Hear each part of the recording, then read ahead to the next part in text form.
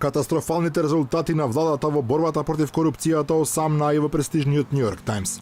Под наслов Европските монитори ја нарекоа Македонија разочарување, американскиот весник го цитира извештајот на Греко во кој борбата на Македонија против корупцијата се дефинира како целосно разочарувачка и се повикуваат македонските власти да преземат активности за таа состојба да се измени.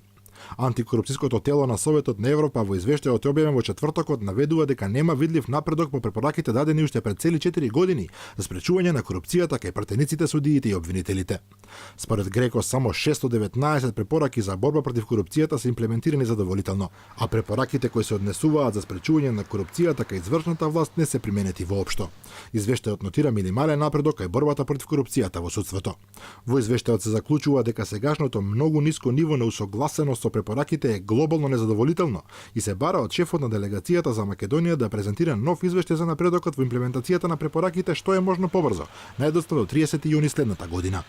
Македонската главна опозицијска партија ВМРО-ДПМН во петокот остро ја критикуваше левичарската влада како одговор на извештајот.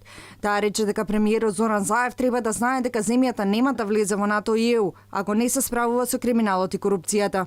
Откако Македонија потпиша договор со Грција за решавање на деценискиот спор за името, Европската унија посочи дека Скопје може да го започне процесот на пристапување, но ги повика властите да постигнат резултати во реформите, особено во борбата против корупцијата, потенцира влијателниот американски весник.